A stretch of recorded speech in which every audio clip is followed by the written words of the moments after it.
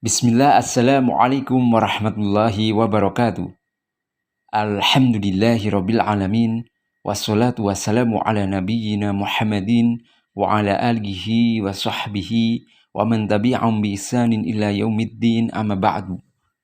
Umahat Majelis Ilmu Al-Minhaj yang semoga senantiasa dirahmati oleh Allah Subhanahu wa taala. Pertama-tama, marilah kita bersyukur kepada Allah di mana atas segala limpahan nikmatnya pada hari ini kita dimudahkan kembali dengan melalui wasilah ini melanjutkan kegiatan belajar kita di dalam memahami bahasa Arab. Berikutnya, marilah kita senantiasa memperbanyak sholawat atas Nabi Muhammad SAW.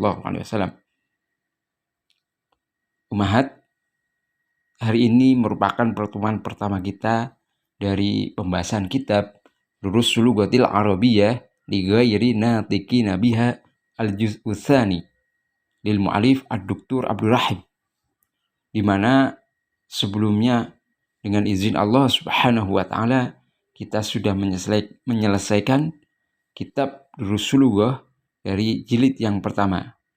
Dan alhamdulillah kita juga sudah melakukan beberapa evaluasi.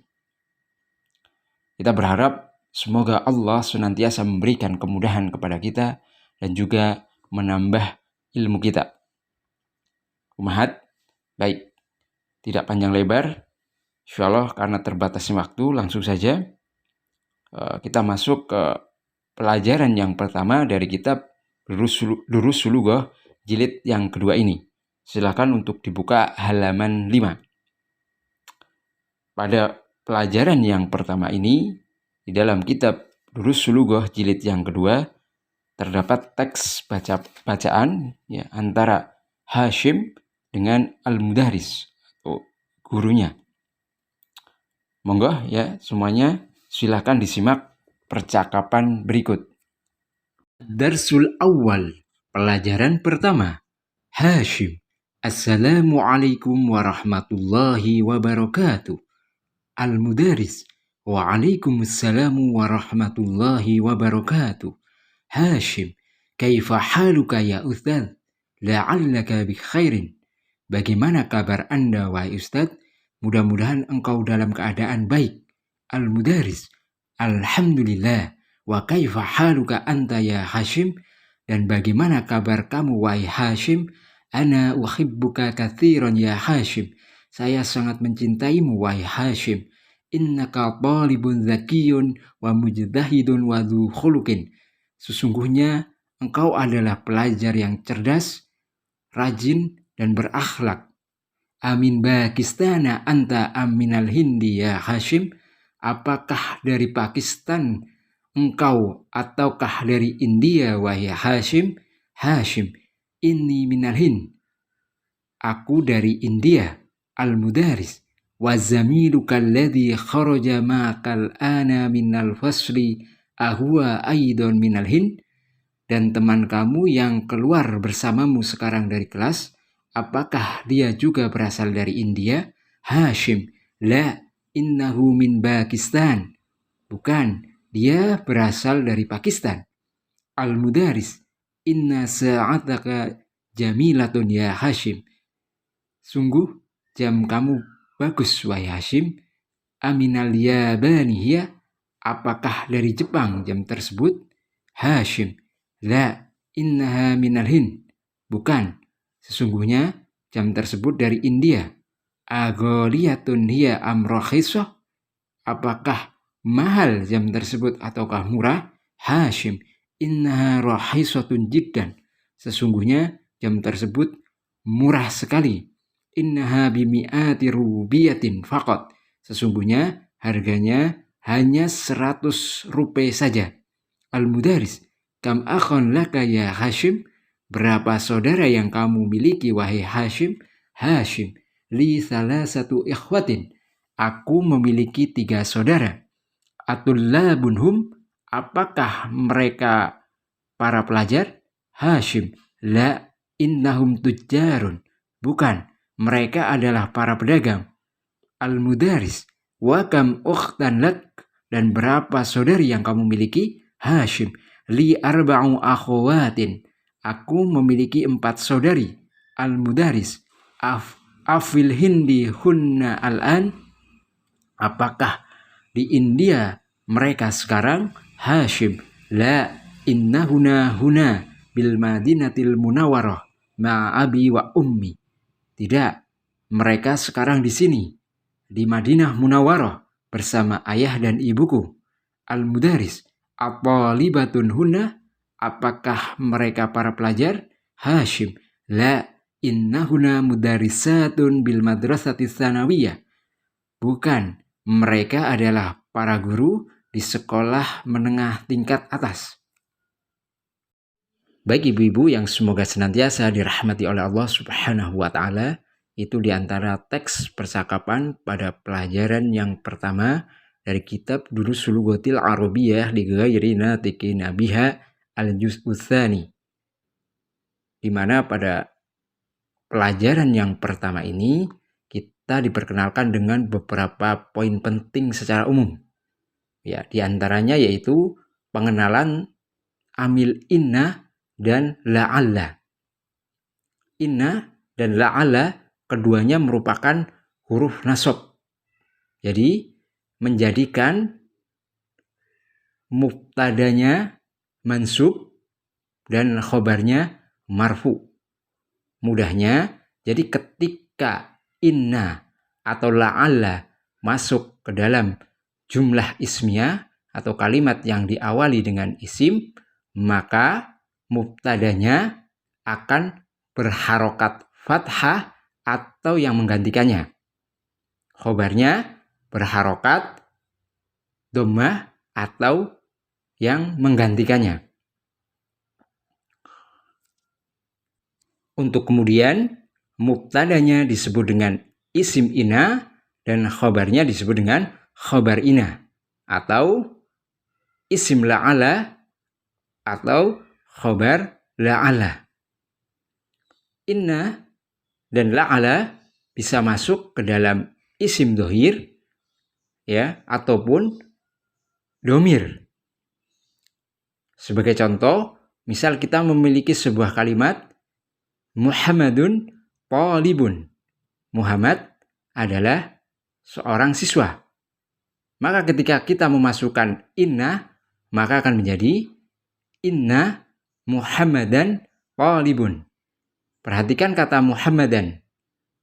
Di situ harokatnya fathah. Yang berarti dia nasab. Nasabnya yaitu terkena huruf inna. Sebagaimana yang dijelaskan tadi, bahwasanya inna menjadikan mubtada itu menjadi harokatnya fathah. Dan khobarnya tetap, yaitu rofa atau dhammah yang menggantikannya. Contoh lain misalkan kita memiliki kalimat al-mudarisu jadidun. Guru itu baru. Maka ketika kita masukkan inna dalam kalimat tersebut menjadi innal mudarisa jadidun. Sesungguhnya guru itu baru. Ya, inna memiliki arti sesungguhnya. Begitu juga dengan la'alla. La'alla termasuk dari saudaranya inna. Sehingga fungsinya pun sama. Yaitu menjadikan mubtadanya menjadi nasab dan khobarnya rofa. Untuk kemudian mubtadanya menjadi isim la'alla dan khobarnya menjadi khobar la'alla. Untuk la'alla, untuk khobarnya bisa ditambah dengan bi atau huruf ba. Sebagai contoh misalkan al-ikhtibaru sahlun. Ujiannya mudah. Maka ketika kita masukkan huruf la'alla maka menjadi la'allal ikhtibaru sahlun. Ya, mudah-mudahan ujiannya mudah. Ya, la'alla memiliki makna tarakhi, yaitu memiliki makna taroji, yaitu harapan. Atau misalkan kita memiliki kalimat lain Muhammadun najihun. Muhammad lulus atau sukses. Maka ketika kita masukkan kata la'alla pada kalimat tersebut menjadi la'alla Muhammadan najihun. Mudah-mudahan Muhammad lulus atau sukses. Seperti itu. Kemudian inna dan la'ala juga bisa masuk ke dalam domir atau kata ganti. Sebagai contoh untuk kata inna ditambah huwa menjadi innahu. Inna plus hiya menjadi innaha. Inna plus anta menjadi innaka. Inna plus anti menjadi innaki. Inna plus ana menjadi innani atau inni. Dan seterusnya. Ya, insya Allah akan kita bahas selengkapnya pada soal-soal latihan yang ada pada pelajaran yang pertama ini. Kemudian begitu juga dengan la'ala. La'ala juga bisa masuk ke dalam domir atau kata ganti. Ya, apabila masuk ke dalam kata ana, misalkan la'ala plus ana menjadi la'alli. Menjadi mudah-mudahan aku. Kemudian la'alla plus nahnu jadi la'allana. Atau la'alla plus anta menjadi la'allaka. La'alla plus anti menjadi la'allaki. Dan seterusnya. Insya Allah untuk lebih lengkapnya kita akan bahas di soal-soal latihannya. Berikutnya yaitu tentang al-istifhamu bil hamzah, yaitu kata tanya dengan hamzah yang memiliki arti apakah. Sebagai contoh dalam teks bacaan, aminal hindi anta amin Pakistan, apakah dari India kamu, am ataukah dari Pakistan? Ya, dalam contoh ini hamzah istifham atau kata tanya yang menggunakan hamzah untuk jawabannya adalah tertentu, yaitu terbatas, hanya salah satu dari kedua pilihan tersebut. Jadi jawabannya terbatas. Jadi bukan dengan menggunakan na'am atau la. Sebagai contoh pada pertanyaan aminal hindi anta amin Pakistan, apakah dari India kamu ataukah dari Pakistan? Maka jawabannya terbatas, hanya salah satu dari dua pilihan tersebut. Jawabannya maka ana minal hindi, saya dari India. Ya, misalkan kita memang dari India, seperti itu. Ya, contoh lain misalkan ada sebuah kalimat tanya, amujtahidun anta am kaslanu? Ya, apakah engkau rajin ataukah malas? Maka pilihan jawabannya hanya terbatas dari dua pilihan tersebut, rajin atau malas. Maka jawabannya ana mujtahidun, saya orang yang rajin, seperti itu. Atau contoh lain misalkan masjidun hada am madrasatun, apakah masjid ini ataukah sekolah? Ya, jawabannya terbatas hanya dua. Jadi kita milih salah satu dari pilihan tersebut. Kita pilih hada masjidun untuk jawabannya. Seperti itu. Jadi apabila ada konteks pertanyaan seperti tersebut, maka jawabannya adalah memilih di antara salah satu dari dua pilihan tersebut. Bukan dengan la ataupun na'am. Yang berikutnya yaitu pengenalan kata dzu.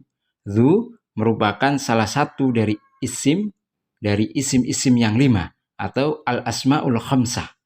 Untuk al-asma'ul al-khamsah pada pelajaran terdahulu yaitu Durusul Lughah jilid 1 sudah sedikit saya singgung, ya di antaranya yaitu abu, akhu, hamu, fu, dan terakhir di sini adalah dzu. Perlu diingat kembali bahwasanya perubahan akhir dari sebuah kata itu mencakup dua hal. Yang pertama yaitu perubahan secara harokat. Ya, misalkan kata Muhammadun berubah menjadi apa? Muhammadan. Ketiga kedudukannya sebagai objek.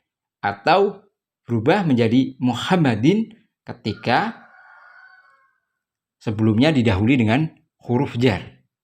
Atau sebagai mudhofun ilaihi. Ya. Jadi untuk jenis yang pertama ini adalah perubahannya secara harokat. U menjadi A atau menjadi I. Sedangkan jenis perubahan akhir dari sebuah kata yang kedua yaitu perubahan dari sisi hurufnya. Misalkan kata apa? Zu. Perhatikan kata zu. Zu, huruf kedua itu di situ adalah wawu. Ya, di situ huruf wawu di situ sebagai tanda i'rabnya, yaitu zu marfu'nya dengan wawu. Seperti itu. Tapi ketika dia mansub, dia akan berubah hurufnya, bukan lagi dengan wawu, tapi dengan alif. Jadi za. Begitu juga ketika dia dalam keadaan majrur, dia juga akan berubah menjadi huruf ya, menjadi zi. Seperti itu. Jadi untuk zu, perubahan akhir dari katanya ini adalah dengan huruf. Jadi semua al-asma al-khamsa, perubahan akhir katanya yaitu dengan huruf. Wawu, kemudian kalau jadi objek menjadi alif, yaitu za. Kalau didahului dengan huruf jar menjadi zi. Seperti itu. Ya, untuk selengkapnya tentang i'rab ini insyaallah akan kita bahas secara rinci di lain kesempatan. Baik, kembali ke zu. Zu untuk isim yang terletak setelah kata tersebut yaitu zu, maka di i'rab ya sebagai mudhofun ilaihi. Ya, jadi setiap kata yang terletak setelah zu maka dia akan majrur ya atau jar. Dan zu masuk ke dalam isim muzakkar mufrad. Ya, sebagai contoh misalkan hada rajul dzu khuluqin. Lelaki ini berakhlak. Perhatikan kata dzu khuluqin. Ya, kata khuluqin di situ terletak setelah kata dzu. Ya, dan harokatnya majrur. Kenapa? Karena sebagai mudhofun ilaihi. Sedangkan kata dzu adalah mudhofnya. Ya, jelas ya di sini insyaallah taala. Atau contoh lain misalkan Ahmad talibun dzu ilmin wa khuluqin. Perhatikan kata dzu ilmin wa khuluqin. Ya, Ahmad adalah siswa yang berilmu dan berakhlak. Ya, dzu ilmin wa khuluqin. Jadi sebagaimana tadi bahasanya dzu sebagai mudhof dan ilmin itu sebagai mudhofun ilaihi, sedangkan wa khuluqin ma'tuf ya dengan kata ilmin. Seperti itu. Mengingatkan kembali bahasanya dzu memiliki arti kepemilikan. Seperti itu. Dan dzu digunakan untuk isim mufrad muzakkar. Lalu bagaimana untuk isim mu'annas? Ya, isim mu'annasnya menggunakan kata zatu. Zatu. Sebagai contoh dalam sebuah kalimat, hadhil mar'atu zatu khuluqin. Ya, perempuan ini berakhlak. Perhatikan kata zatu khuluqin. Ya, zatu sebagai mudhof dan khuluqin sebagai mudhofun ilaihi. Kalau untuk laki-laki dengan zu, kalau untuk perempuan tunggal dengan zatu. Lalu bagaimana kalau untuk lelaki atau muzakkar jamak? Maka menggunakan kata dawu. Sebagai contoh, haula'ir rijalu dawu khuluqin. Ya, para lelaki itu berakhlak. Ya, perhatikan kata dawu khuluqin. Ya, bukan lagi dengan du tapi dawu. Ya, kemudian bagaimana kalau jamaknya perempuan? Ya, maka yang digunakan adalah zawatu. Ya, sebagai contoh dalam sebuah kalimat, haula'in nisa'u dawatu khuluqin. Para perempuan itu berakhlak. Ya.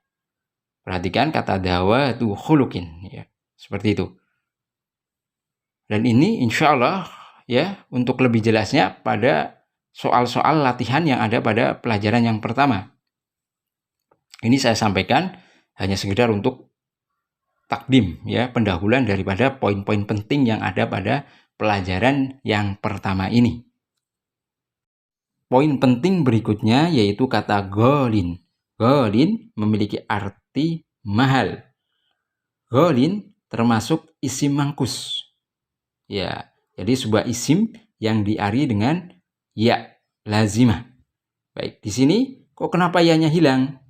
Ya, di sini ya-nya hilang untuk memudahkan dalam pelafasan. Baik, di sini asalnya itu ghaliyun. Ya. Karena sulit dilafazkan maka dihilangkan huruf ya-nya. Kemudian di situ untuk harokatnya ya berubah dengan tanwin kasroh menjadi ghalin, menunjukkan bahwasanya ada yang dihapus di situ dari kata ghalin yaitu huruf ya. Itu untuk mudzakkar. Jadi kata ghalin untuk mudzakkar. Misalkan penerapan dalam sebuah kalimat, buku itu mahal, maka ungkapannya al-kitabu ghalin. Buku itu mahal, bukan dengan ghaliyun ya, tapi dengan kata ghalin. Ya, seperti itu. Lalu untuk muannasnya apa? Untuk muannasnya adalah ghaliyatun. Ya, sebagai contoh dalam sebuah kalimatnya yaitu as-sa'atu ghaliyatun. Jam itu mahal. Seperti itu. Baik. Untuk poin berikutnya dalam materi pelajaran kita yang ke-1 ini yaitu tentang dua bilangan, yaitu bilangan 100 dan 1000. Untuk bilangan 100 dan 1000, maka untuk isim yang terletak setelahnya itu bentuknya harus mufrad majrur. Mufrad majrur sebagai mudhofun ilaihi. Ya, sebagai contoh misalkan kita ingin mengungkapkan 100 laki-laki, maka ungkapannya mi'atu rojulin. Atau mengungkapkan 100 perempuan, maka mi'atum ro'atin. 100 perempuan, seperti itu. Mi'ah sebagai mudhof, kemudian rojulin sebagai mudhofun ilahi. Ya, ingat bahwasanya setelah kata mi'ah yang berarti 100 itu harus mufrad majrur. Ya. Baik itu muzakkar maupun muannas sama. Dengan kata mi'ah. Mi'atu rojulin wa mi'atum ro'atin. 100 laki-laki dan 100 perempuan. Begitu juga dengan kata 1000. Ya. Ini juga untuk isim yang terletak setelahnya itu harus mufrad majrur. Contoh misalkan alfu rojulin. 1000 laki-laki. Wa alfum ro'atin. 1000 perempuan. Atau kita hendak mengungkapkan 1000 real, maka ungkapannya alfu riyalin. Atau 100 real misalkan. Mi'atu riyalin. Seperti itu. 100 buku. Mi'atu kitabin. 1000 buku. Alfu kitabin. Seperti itu. Baik. Itu di antara poin-poin penting yang terdapat di dalam pelajaran yang pertama dari kitab Durusul Lughatil Arabiyyah li ghairi natiqina biha al-juz'u tsani. Baik, berikutnya insyaallah kita akan masuk ke pembahasan soal-soal latihannya.